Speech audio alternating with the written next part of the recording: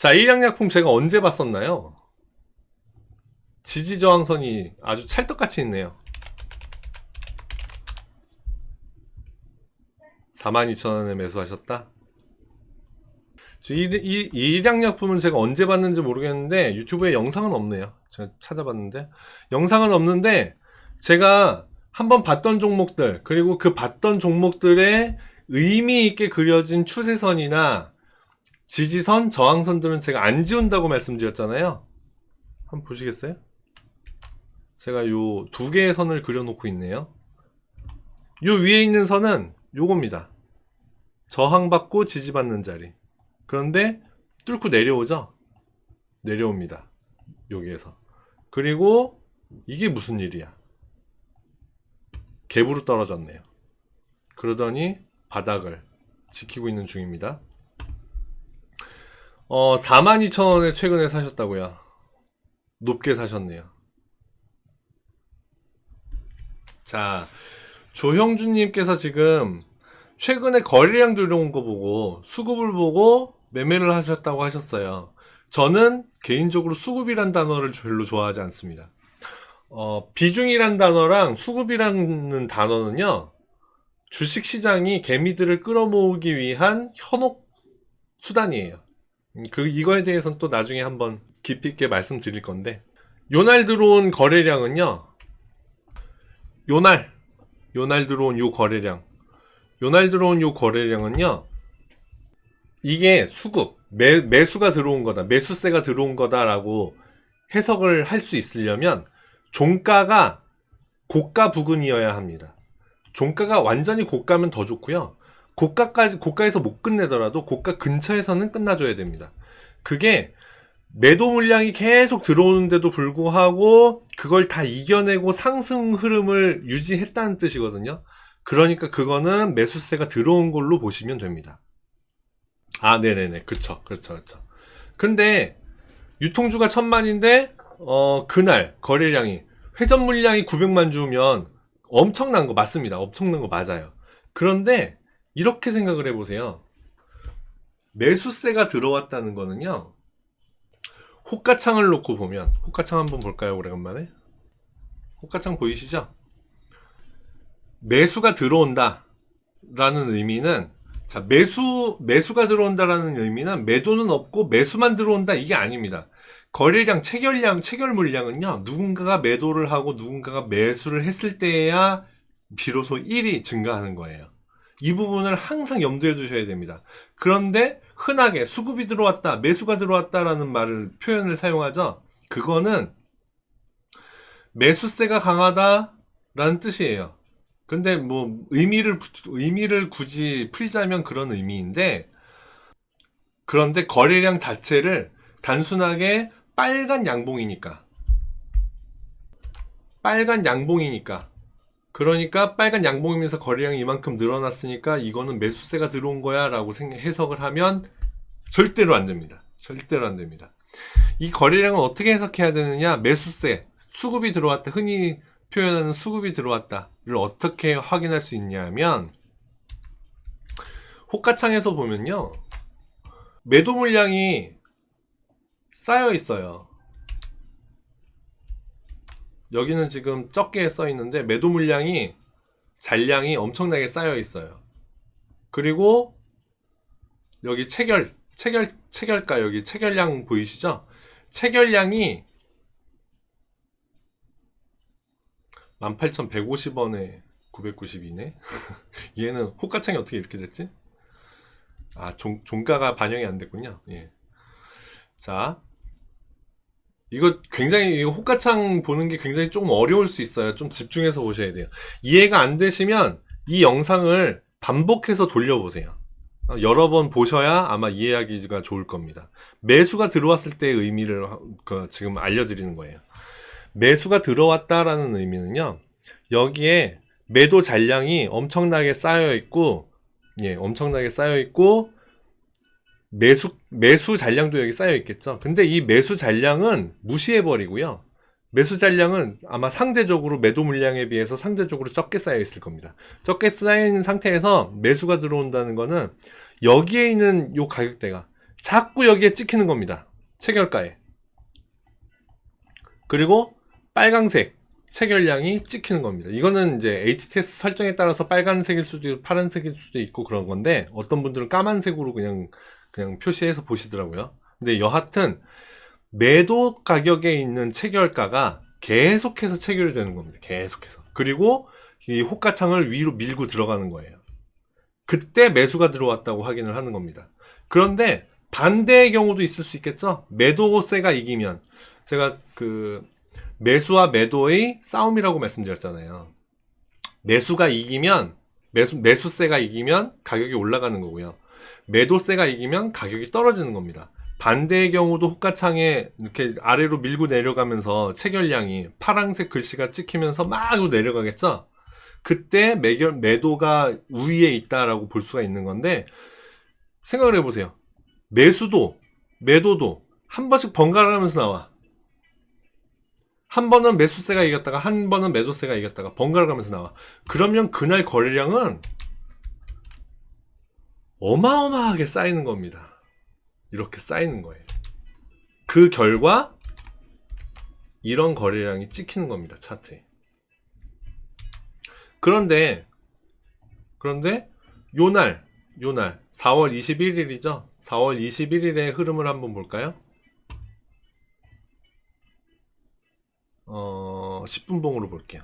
10분봉으로 4월 21일 날을 보면, 자, 매수세와 매도세의 싸움으로 한번 확인해 보세요. 한번 이해를 해 보세요. 자, 요 날인데, 자, 요 10분봉인데요. 10분봉의 거래를 보세요. 매수세가 어마어마하게 들어오죠? 그런데 여기는 매수세가 이긴 겁니다. 그런데 어떻게 됐죠? 그 다음에 매도세가 이기죠? 자, 운동 경기를 놓고 한번 생각해 볼까요? 운동 경기에서 권투 시합에서 5라운드 경기예요, 총. 근데 1, 2, 3라운드는 그 흰색 팬티가 이겼어요. 근데 4라운드, 5라운드는 검은색 팬티가 이겼어요. 그러다가 녹다운 돼버리면 녹다운을 시킨 사람이 이기는 거겠죠? 근데 판정 들어갔어. 판정 들어간 게 이겁니다. 시작가가 여기였고요. 종가가 여기였어요. 결국 이만큼 올라간 거죠? 판정승, 매수가 이기긴 했어요. 그런데 장막판에 매도가 밀고 내려갔죠. 아마 5라운드에서 끝났으니까 망정이지 7라운드, 8라운드 더 했으면 매도가 완벽하게 압승을 해버렸을 것 같습니다. 그쵸? 한 번은 매수세가 이기고 한 번은 매도세가 이겨버리니 거래량이 이렇게 쌓이는 겁니다. 그 거래량이 이 모든 거래량이 하나로 합쳐져서 이렇게 표현이 되는 거예요. 그러니까 단순하게 거래량이 엄청나게 늘어났다고 해서 그게 매수가 들어왔다라고 보면 안 되는 거예요. 아까도 말씀드렸다시피 이게 매수가 들어온 걸로 그러려면 종가가 고가 부근에서 끝나야 합니다. 그런데 많이 밀었죠? 얘는 많이 밀었습니다. 위로 최고 플러스 27%까지 올라갔던 애예요. 그런데 종가 어떻게 됐죠? 플러스 14%에서 끝났죠? 고점 대비하면 약 한 14% 밀고 13% 밀고 내려온 겁니다. 그쵸? 그러면 이거는 매수세가 이겼다고 보기가 힘든 거예요. 자, 제가 늘상 말씀드리는 거, 요렇게 긴 봉을 그린 다음 날이 그 다음에 흐름을 중요하게 표현한다고 말씀드렸잖아요. 1일, 2일, 3일까지는 그래도 윗방향으로 그래도 그려주나? 라고 보였는데 4일째부터 5일째부터 밀고 내려옵니다. 얘는 이제 안 좋은 지점, 이제 손절해야 될 지점, 이제부터 나오는 거예요. 그래도 아예 매도가, 아까 저 분봉 봤잖아요. 10분봉 보니까 아예 매수가 안 들어온 건 아니거든요. 그 어느 정도 매수가 들어온 상태다. 일명 제가 늘상 표현하는 잘 표현하는 게 하나가 있는데, 방아쇠를 당기는 그런 표현이 있어요. 한번 방아쇠를 당겨준 거다, 빵. 이제 이게 표시가 돼서 세력 혹은 개미를 끌고 갈 거다라고 한다면, 그러면 얘가 22평선 지켜줘야 됩니다. 22평선 얼마죠? 36,800원. 더 떨어지더라도 36,800원은 얘가 지켜줘야 됩니다. 그 36,800원 자리는요, 4월 21일 날 고가 찍은 날, 요 날에 최저점 35,800원이거든요. 요거를 만약에 갭으로 판단을 한다면 요거를 다 메우는 꼴이 돼요. 그러면 안 좋아지는 거거든요. 다시 여기 32,500원까지 떨어질 겁니다. 그러면 32,600원. 그러면 안 좋아지는 거니까 그거는 보시면 안 된다. 이제 핵심은 22평선이 됐다. 이렇게 보시면 됩니다. 반대로 얘기하면 22평선은 한 번쯤 사볼 법한 자리다. 이렇게 해석할 수 있겠습니다. 36,800원. 주봉 볼게요. 주봉을 안 보려고 했는데 보는 이유가 있어요. 보세요. 캡이죠, 캡. 급등한 종목은 급락을 할 수가 있습니다. 제가 늘 하는 얘기예요. 급등을 하는 종목은 급락을 할 수가 있어요. 급락하지 않고 요 허리춤에서 얘가 하락을 멈추고 여기서 이제 민기적 하잖아요. 그러면 한 번 더 상승할 수 있겠구나, 요게 보여요. 그런데 이 종목은 안 그랬죠? 급등을 한 만큼 급락을 해버렸어요. 그죠? 그러면 얘가 지금부터 의미있게 상승을 할까? 모릅니다. 이 하락 흐름이 끝났을까? 모르는 겁니다. 분명히 이제 보조지표 상으로는 하락의 에너지가 좀 줄은 걸로 보이기는 해요. 그래서 단타 스타일로 한번 매매해 볼 법한 자리는 맞습니다. 그런데 너무 크게 급등락을 했던 종목이기 때문에 사실 아직 매수해서 들어가기 안전한 자리는 아니더라. 일봉으로 다시 가면요.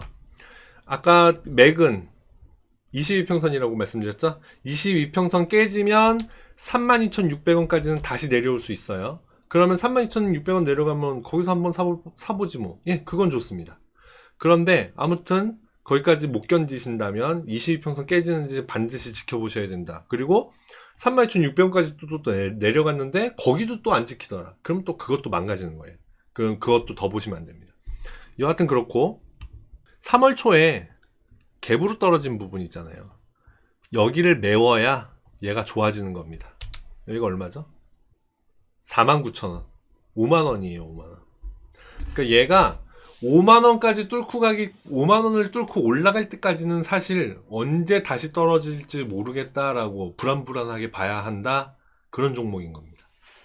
5만원을 뚫고 나가면 그때부터는 조금 편안하게 봐도 되기는 해요. 근데 5만원까지는 위험하다. 언제 다시 뚝 떨어질 수도 있다. 그렇게 보시는 게 좋습니다. 일양약품은 워낙 오랫동안 하락을 해왔어요. 그러고 보니까 하락 추세는 안 그렸었네요, 제가. 여기 닫고 여기는 과격 분자, 여기 닫고 내려가고. 최근에 보세요, 여기 오른쪽 끝에서 지금 그린 건 하락 추세선인데요. 오른쪽 끝에서 보면 얘가 하락 추세선 가까이 갔다가 밀려 내려온 거죠. 지금 밀려 내려오고 있습니다. 그러니까 아직 좋아진 거는 아니다. 일양약품 아까 42,000원에 사셨다고 그랬죠? 예, 높은 자리에서 사셨다. 안타깝네요. 일단 22평선을 집중해서 보세요. 22평선을 깨고 내려가는지 그거 집중해서 보시고, 깬다 그러면 그냥 더 보시지 마시고 좀 터는 게 좋지 않겠나라고 생각됩니다. 22평선이 36,800원이거든요. 42,000원에 사셨는데 36,000원까지 내려가는 것도 아픈데 32,000원까지 33,000원까지 내려가면 더 아프잖아요. 그러니까 36,000 아까 얼마죠? 36,800원 거기 깨지면 더 보시지 마시고 손절을 해버리시고 36,800원을 지지하기를 기대를 해봅니다. 그걸 기대해보고 일단 요 하락 추세선을 깨는 게 첫 번째 관건이겠네요. 여기를 깨고 5만원까지 가면 그때부터는 좀 마음 편하게 볼 수 있는데 그 전까지는 좀 힘듭니다. 안타깝네요.